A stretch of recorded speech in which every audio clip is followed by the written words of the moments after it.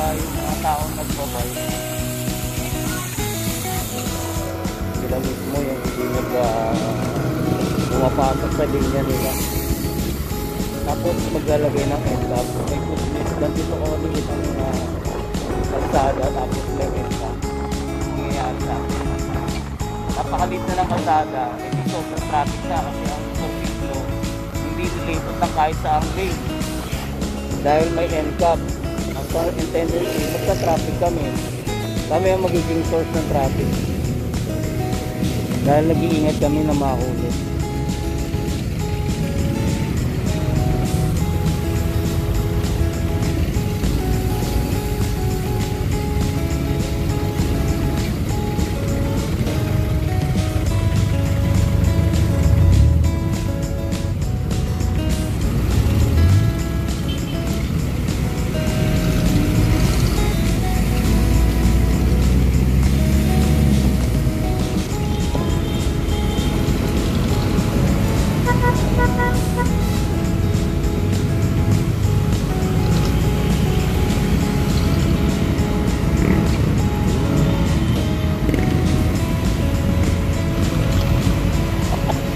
Shout out naman dyan!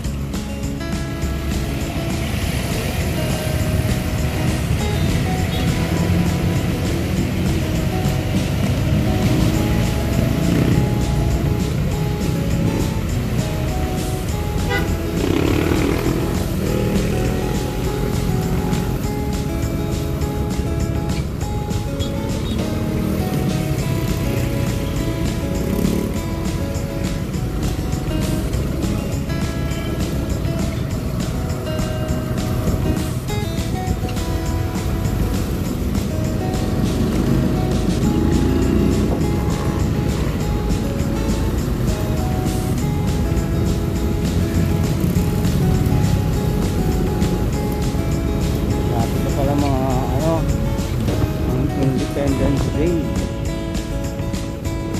So, mga ilang oras kaya tayo makakarating doon. Kahapon ang ganda ng bigayan, no? So umabot tayo ng kulang-kulang 2,000 or eksaktong 2,000 yung tip natin. Panalong panalo, guys. So kaya ayun nga, naglalaban natin yung maging minimum tayo sa company dahil 10 weeks na tayo, parang na tayo minimum. So dapat lang na magbigay siya dahil unang-una nasa minimum area tayo ng NCR. Pangalawa, 10 years na tayo sa trabaho natin, so kailangan mag-demand tayo ng additional magtaas ng sweldo. Masyadong mababa kung yung binigay, tapos ang taas-taas pa ng ano natin, taas-taas pa ng bilihin. So yun ang nire-request natin, maging patas sana yung company natin, no matter what yung trabaho natin. Kasi ang trabaho natin nasa salon industry, gumagawa tayo ng buhok, gumagawa tayo ng hair and makeup, gumagawa tayo ng nail, diba? Nagpo-color tayo, nag-i-straight ng buhok, nagre-ribbon, nag-i-keratin. So yung TIP or tip, hindi po yan compulsory, voluntary po yan na magbibigay ng mga client. So kapag nag-ano tayo, gumawa tayo sa kanila, nag-service tayo ng maganda at maayos na walang complaint, walang agam-agam sa kanilang buhok na napakaganda, ang kliyente nagkakaroon ng mindset or nagkakaroon sila ng good alam mo yun, good impression sa kanilang hair at sa kanilang stylist. Kasi dahil tayo gumagawa ng kanilang buhok at maganda ang serbisyo natin, normal po na nagbibigay po sila ng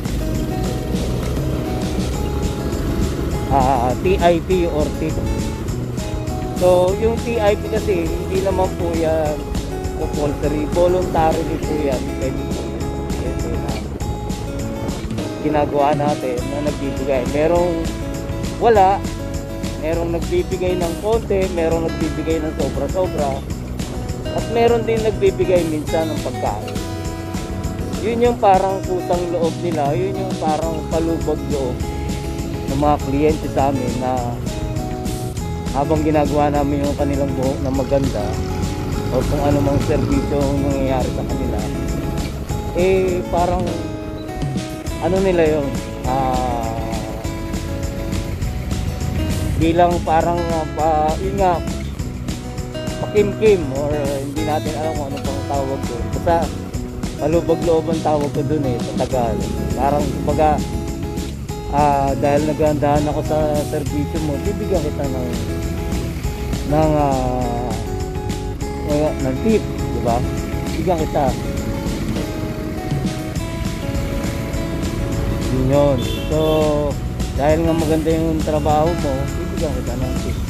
Para lang maging masaya ka at masaya din siya sa ginagawa namin, sa ginawa ko, sa ginawa niya, sa nangyari sa kanya. Yun po yun, yung tip. So in short, ito nga pala, dahil nga yung company, iniisip niya lumalaki yung sweldo namin, kumikita yung lumalaki yung kita namin dahil sa tip. At the same time, nasa salon industry kasi kami, meron kami pinirmahang kontrata na meron kaming commission every service namin, no? Yung sa service kasi namin or sa trabaho kasi namin, nature ng work namin, ang pirmahan po namin ng kontrata po doon is may commission plus salary. Actually wala kami pinirmahan ganun Noong una, 2014, pumasok ako sa trabaho, meron kaming commission based kami. Ang usapan sa kontrata 70-30, may libreng pagkain, may libreng kanin, may libreng tubig. Yun po yung nakalagay sa kontrata. Ngayon mali na yung nangyari dahil pumasok ang administrasyong Duterte. Binago niya dahil nasilip daw siya ng dole na wala raw kaming basic salary, walang benepisyo, wala lahat. Kasi sa 70-30, kami na bahalang maghulog ng benefits namin. So straight po yun, straight commission, malinis na malinis, wala pong bawas yun. Doon kami bibigyan na 70-30, o sabihin 70 sa kumpanya, 30 sa amin, sa tauhan. Malinis po yun, walang bawas, walang SS, walang pag-ibig, walang benefits, kahit ano. So nasa sa amin na yun kung itutuloy namin yung benefits namin, diba? Yung SS namin, nasa sa amin na yun. So yun yung yun yung usapan namin na nakapirma sa kontrata. Ganun po yung nangyari. Ngayon, ito kasi ang nangyari kasi sa amin ganito, after 2 years, 1 year, 2 years or 3 years, binago niya yung sistema. Ito, nag-ano daw kami, napansin daw siya ng dole, at wala kami basic, walang benefits. Kaya ang ginawa niya, bibigyan kami ng benefits, bibigyan kami ng basic, plus 10% commission.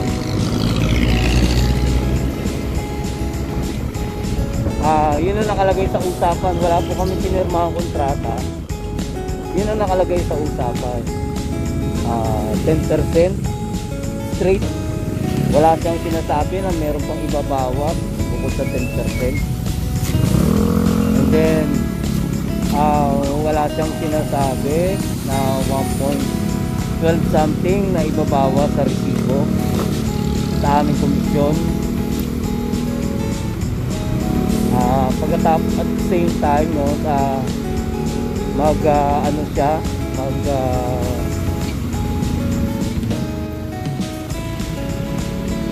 magbabawas pa siya ng tax sa amin, 12 baht tax. So yun yung inaano ko na bakit siya nagbabawas nun na wala naman sa kontrata namin. Yung question ko. Bakit siya magbabawas ng 1.12 plus 12% VAT? I-release niya yun.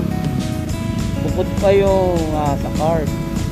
So yung sa card 1.12 plus yung less ng card equal, doon na kami kukuha ng 10%. So ang usapan kasi nung una straight 10%, wala nang iba. Kasi 70-30 kami, straight 70-30. At bat lang, yun lang yung usapan. Pero sa kanya, ginawa niya 10% na nga kami, kawawa kami kasi wala pa kami sa minimum. Dahil sinasabi niya na malaki naman ang tip namin. So parang dinadamay niya sa sweldo namin yung tip namin, which is mali. Hindi naman yung sweldo yung tip. Kaya nga sinasabi ko, ang tip merong wala, merong meron. So masyado siyang hindi, sinasabi niya hindi siya greedy, pero dun sa mga sistema niya halatang greedy siya.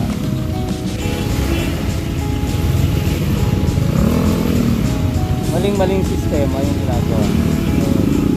Yun yung nirereklamo natin, yun yung kinukomplain natin dahil mali nga yung sistema ng usapan.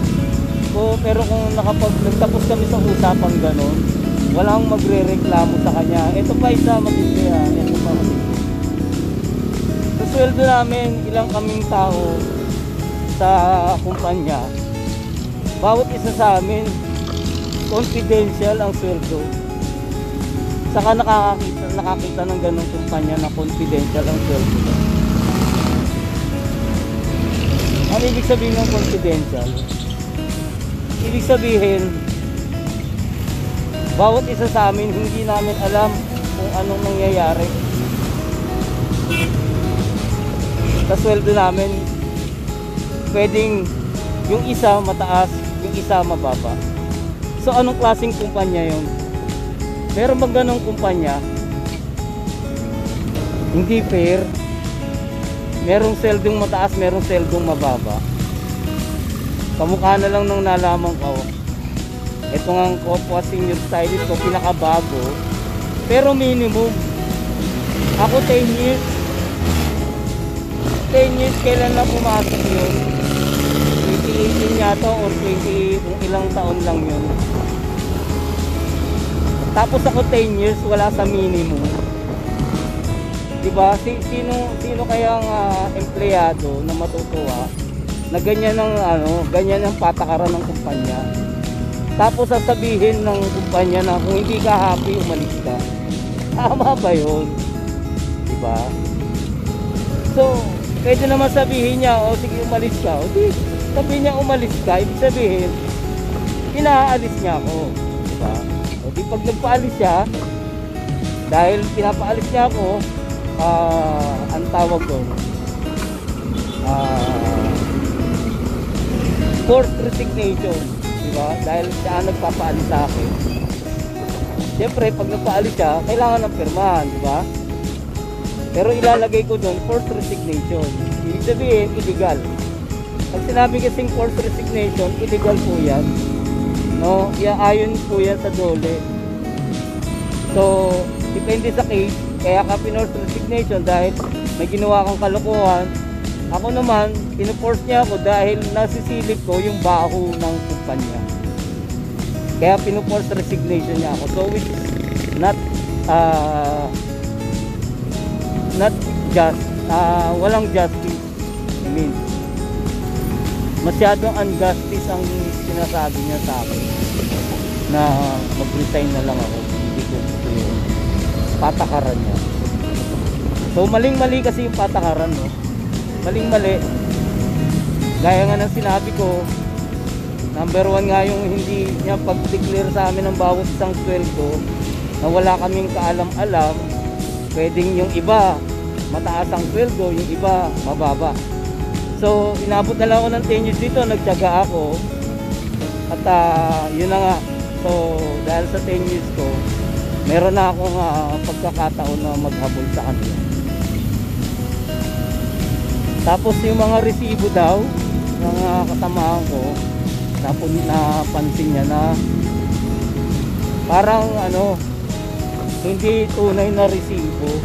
Alam niyo yun, pwedeng hindi ipasok sa BIR, pwedeng ipasok sa BIR. So questionable din yung resibo. So isa rin yan sa i-concern ko, ilalagay ko rin dun sa complaint ko, na kapag nalaman na mali yung resibo niya, pwede natin yung ireklamo, isasama natin sa complaint natin sa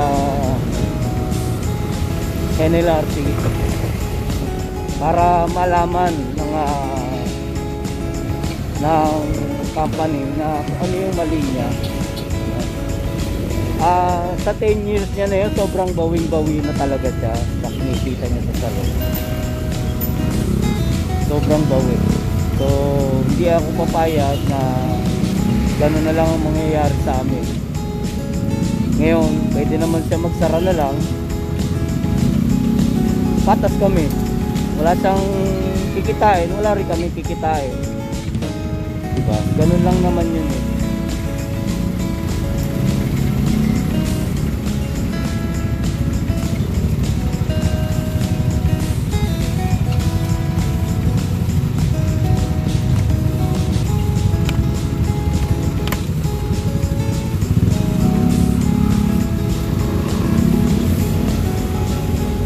Again, ang nangyayari kasi, hindi siya patas sa mga kanyang empleyado. So kaya ako mismo na nagrereklamo na, dahil ang mga kasama ko takot magreklamo dahil nga takot sila mawala ng trabaho, dahil iniisip nila mahirap mag-apply ng trabaho. Hindi, unang-una talent sila. Pangalawa,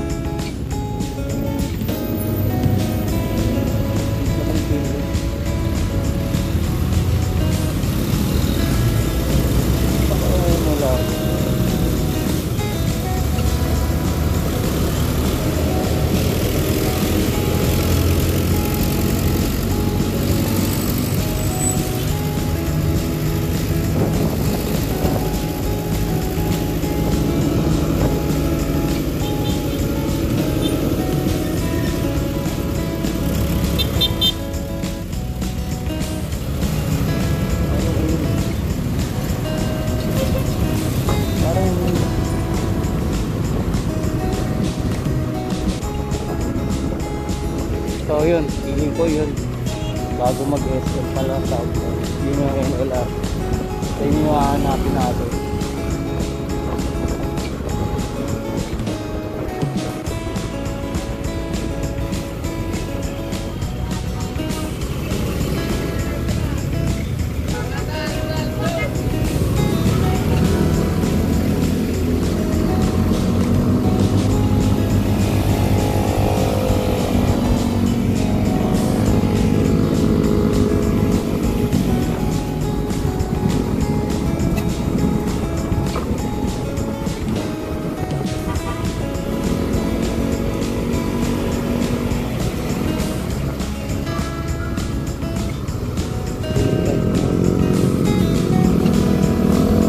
Alright guys, this is K-Riders.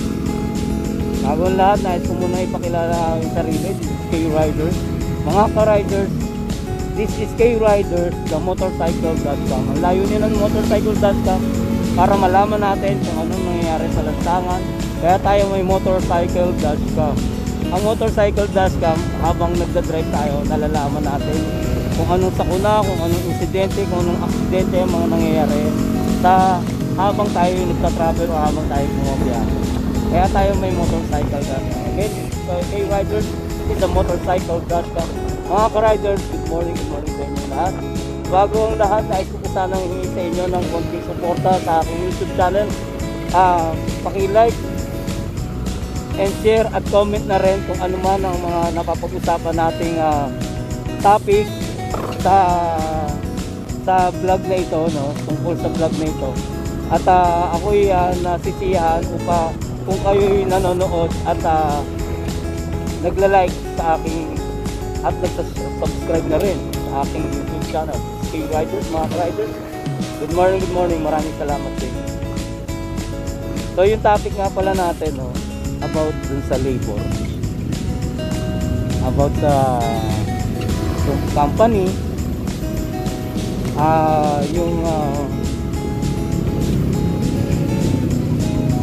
ano tawag, relationship between company and